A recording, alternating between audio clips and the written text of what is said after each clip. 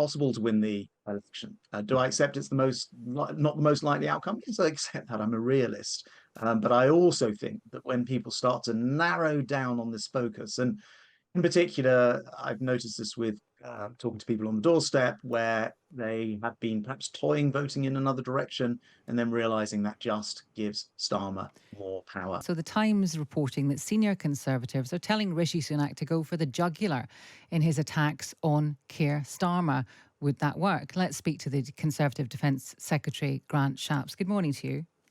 Morning.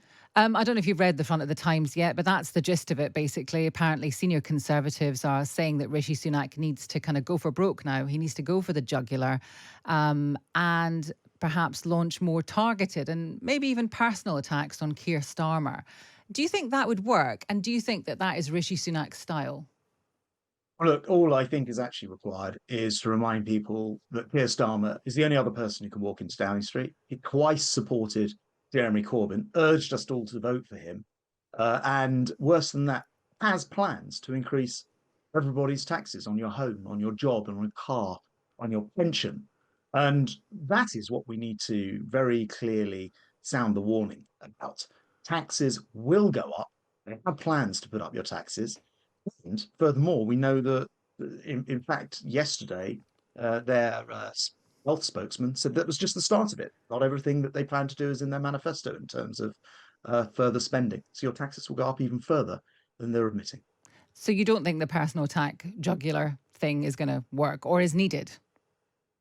Well, simply, I put simply, actually, what we need to do is be very, very clear about the risk of voting for Labour, or indeed voting for anyone who puts Keir Starmer into Downing Street, because he's going to tax your home. They're going to do a revaluation, which is what Labour are doing in Wales, we believe.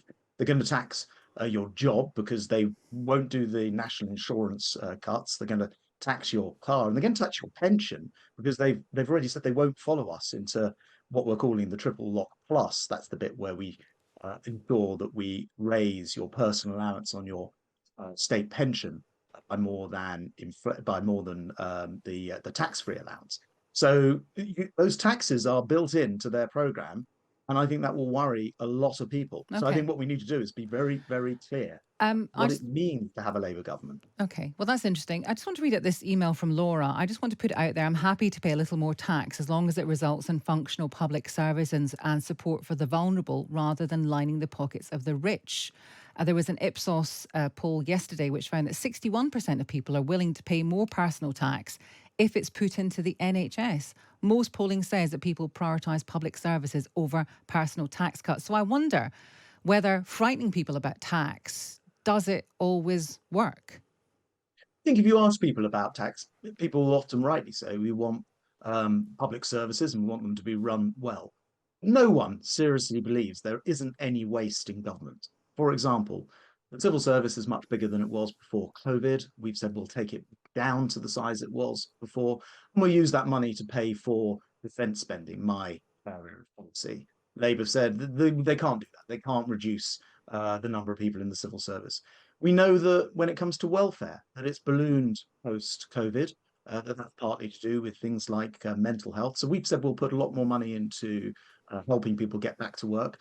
Labour have said, no, no, no, those tens of billions of pounds more that welfare is now costing, there's nothing that can be done about that. And I don't think that any of your listeners agree with or I very much doubt, agree with the premise that there is no money to be saved and you should carry on paying more, even though we know that some of these areas have become bloated post-COVID. And so what we're saying is, your home, your job, your car, your pension Okay. will all be taxed more under Okay. Labour. And that's on top of the £2,094 that we know about and we've highlighted in some Okay. detail. Okay. The 2094, people always shout at us and say, hang on a second, that analysis says that, okay, by the same analysis, if it's going to cost 2094 for Labour, it's going to cost £3,000 by the same analysis with That's not Conservative correct, though, plans. because I know it's very easy for Labour or anyone else to say, "Oh no, no, this isn't true," and it's not true because, and I'll tell you what I'm So going to which do. bit's Actually, not now we've true? had this Is it the conversation, £2,000 or the £3,000 that's not correct? the saying just because Labour haven't costed it and they're going to increase taxes by 2,094, that ours is uncosted. But Labour don't accept, for example, what I just told you, which is that we will get £12 billion from ensuring that we no longer allow the welfare budget to Mm. balloon.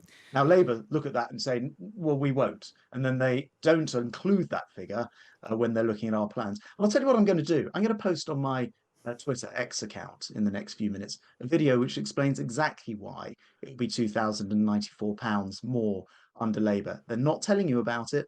It is real. And I'm going to show you why based on their calculations and official Okay. calculations. Okay. I want to ask you about polling, but not just about polling, but something that comes from that. Survation poll has put the Conservatives winning 72 seats, Labour 456. That is a majority of, I think, 262. Now, you and your colleagues have been warning since last week about a supermajority, about Labour being in power for a decade. So I wonder, what would a good result be? Because obviously it's not 72. What would it be? Would it be 140, 180 Tory MPs? A good result would obviously be us winning the election. And by the Mm. way, I mean, it was on your programme that I raised this issue of a supermajority, and I stand by that. It's also true to say, as I said on your programme last week in opening that conversation, that we're also fighting for every vote. No one's voted at all at this point. And we believe that when you set out, for example, those enormous tax rises we're going to be subject to under Labour, Okay. and our programme, Mm. fully costed with tax cuts, people will actually look at that again Okay. and say, hold on a minute, perhaps we are rushing too far into this. And the risks of a blank check for Starmer are horrendous for this country. Okay. And I it want to doesn't do the quote. country any good to have that kind of size Okay. majority for Starmer. You're a cabinet minister. There's a cabinet minister quoted in the Times. Rishi getting us 140 to 180 MPs now would be a very good result. I don't think there are any other options left. Would you agree with that? Well, look, I never comment on sort of anonymous quotes, but what I would say is we're still fighting for absolutely every single vote, which is absolutely the right thing to do, and warning of the dangers of Labour. But what I said last week Mm. stands. A blank check, a supermajority, is a dangerous thing, particularly when we already know they have these plans to Sure. change the But, council you know, tax I understand bands, that for you've said example. that several times. I wonder, is it actually possible to hold two positions? Is it possible to say we're fighting for every seat and at the same time say we don't want their majority to be too big? That's a very mixed message to give to voters and to people that you must be speaking to in your constituency. I mean, look, I think actually it's quite straightforward. I am merely responding to what you're putting to me. So you're putting polls to me, Mm. and by the way, I don't often agree with these polls. I had this when I was party chairman back in 2015. I was told forever it was impossible for us to win that election. I mean, authoritatively by many commentators. Of course, we won the election. You would have said the same in 2016 when the polls showed that we weren't about to have a Brexit vote across the country Mm. in favour, and we did. So these polls often are nothing but snapshots in time. Even the pollsters will tell you that. So that's one thing. On the other hand, I think it's absolutely right, proper, legitimate to warn about the big risks and danger of a supermajority, which could lead to untold, unchecked power, including to continue to raise your taxes at Okay. record speeds. Right. Now, I understand that politicians don't really want to talk about polls much, especially when they're not looking good for them. I do understand that. However, if you look at all the polls, they're only going in one direction. So, what you've been doing up until now doesn't seem to have worked. And you have been focusing on Jeremy Corbyn, you have been focusing on tax. It doesn't seem to be working so far. Something else needs to happen. And I wonder what that is.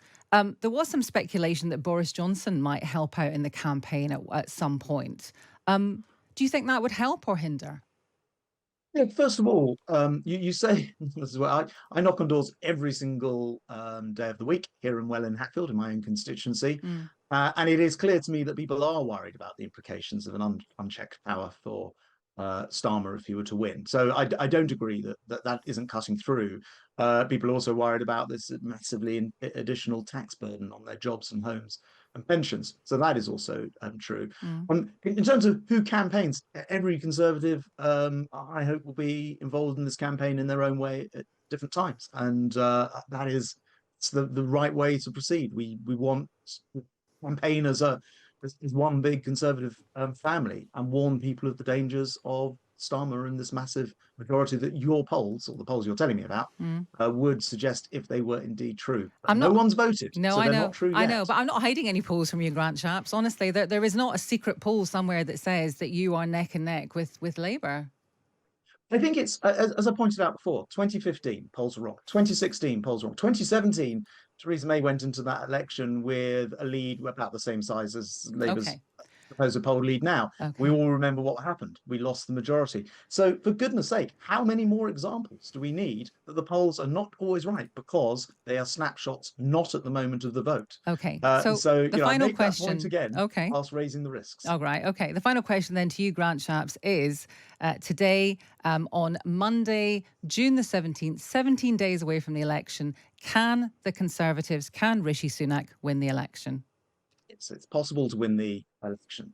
Do I accept it's not the most likely outcome? Yes, I accept that. I'm a realist. But I also think that when people start to narrow down on this focus, and in particular, I've noticed this with talking to people on the doorstep where they have been perhaps toying voting in another direction and then realizing that just gives Starmer more power. And Okay. no one, I think, at this stage thinks that it would be in the benefit of this country, to the benefit of themselves, their own household budgets and the Mm. tax that would come upon it to have a massive Starmer majority. Okay. So you're saying it's, in terms of a Tory victory, it's unlikely but possible. Is that fair? I mean, look, I think that's the realistic position, isn't it? I mean, I live in the real world, and I'm that glad. I'm is glad to what. hear it. I'm glad to hear Yeah, it. and so let's not try and pretend black is white, but let's not also try and say that just because opinion polls say X, that's what will happen in the ballot box. Because as I mentioned, in 2015, 16, and 17, Okay. pollsters were the ones who ended up with egg on their faces. Okay. Let's hope no one ends up with any egg on their face, especially not on this programme. Grant Shapps, thank you very much. That is the Sure. Defence Secretary, Grant Shapps. Interesting stuff. If you remember his appearance last week, he sounded more bullish, I think, but he did say there at the end, a Tory win is unlikely, but it is possible. The clear line coming out of Grant Shapps there is, he actually said, I want to be very, very clear, which is normally a sign that a line is on its way. The blank check to Keir Starmer is dangerous. He wants to tax your home, tax your car, tax your job, tax your pension. And so it's the claim, and you put Laura's point to him, which is maybe some people don't want to have tax cuts at the expense of public services, but he says that's the message. He's going to raise your taxes, and that's a problem. Does that work for you? That's the message that's coming out of the Conservatives. There's going to be tax rises, which he's making some assumptions of, clearly, but he's very, very bullish on that point. Does that Project Fear, as it might be determined,